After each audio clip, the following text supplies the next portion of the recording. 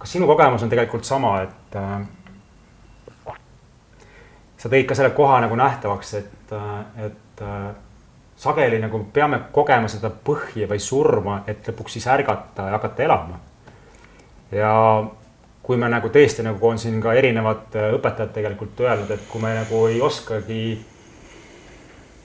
sellest hirmust nagu läbi minna, siis me tegelikult ju ei elagi. Et kuidas sa nagu näed, kuidas sina jõudsid sellesse kohta ja kindlasti on see seotud ju väga tugevalt ka surmahirmuga, et hakata nagu päriselt silma vaatama sellesse, mis kõige rohkem hirmu pakub. Mis kogemus üldse sind sellesse kohta viis, et sa nüüd ütlesid, et ma pean endale midagi hakkama enda sees nagu muutma, sellepärast et ma tunnen, et ma ei ela, kui ma kogu aeg kardan.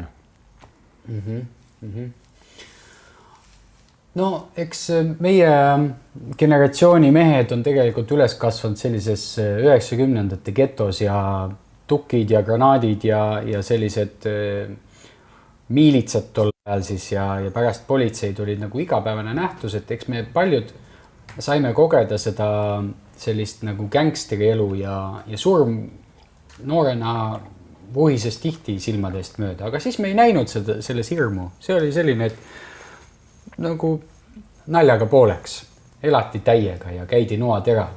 Et võib-olla see ei õpetanudki nii palju kui hilisemad sellised kogemused, kus sa tõesti su maailm variseb kokku, see, mida sa oled nagu filigraanselt ehitanud ja pannud sinna kõik detailid sisse ja mõelnud, et nüüd see elu on täiuslik, et nüüd ma võin hall ja loksal puhkama jääda korraga, see kaardimaja variseb kokku ja sulle öeldakse, et tegelikult meie vahel ei ole enam mitte midagi ja vaata ise, kuidas hakkama saad. Et ka mina pidin sellise suhtekriisi läbi tegema ja pidin kogema ka sellist tugevat läbipõlemist oma karjääris, kus ma lihtsalt astusin sellest kõigest välja. Ja ma olen tähele pannud, et kui vanasti need asjad nagu nõudsid selliseid radikaalsemaid pöördeid, et inimene hakkaks endaga tööle, nagu mingisugused inimesed sattusid avariisse või kehavälisesse nagu sellisesse kogemusse, siis nüüd on tegelikult see impulss üsna kerge, et inimesele öeldakse, et kuule, et ma ei armasta sind rohkem ja mees on korraga okei, siis järelikult ma elan vist valesti, ma pean midagi enda juures muutma ja ta hakkab endaga tegelema ja müts maha selliste meeste juures, kes sinu või minu juurde jõuavad, et hakata endaga tööle. Ja nagu ma ütlesin just, et me ei pea selleks nagu sattuma kuhugi nagu tohutusse õnnetusse, et siis ärgata ja et okei, midagi on vaja muuta.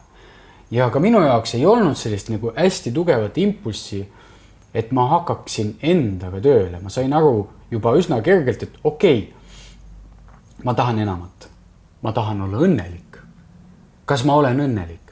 Kas see, mis ma praegu teen, pakub mulle rahuldust?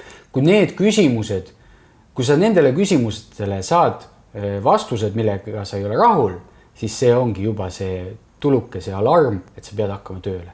Ja loomulikult mina valisin raskema tee, et ma läksin oma ego hävitama, ma kõndisin kuhugi teise maailma otsa ja olin palverändur ja keerasin kusagil tänaval. Et lõpuks minu jaoks oli see, et tuleks ometi see surm, see oleks minu päästma palju lihtsam. Saaks ma lihtsalt sureks ära ja kogu see piin lõpeks. Et ma viisin ennast nagu madalamale kui see surma kogemus või surmahirm, et surm oleks olnud minu päästja. Ma olen nii tuttav koht, et ma täiega resoneerust tundsin praegult, et see koht, kus ütledki, et no nüüd on ilus päev ära minna. Jah. et täna on ilus päev ära minna. Aitäh selle elu eest, aga rohkem ei jõua siin olla. Enam ei jõua siin olla, sest seda kõik on nagu liiga palju ja ma tunnen, et nüüd on hea ära minna.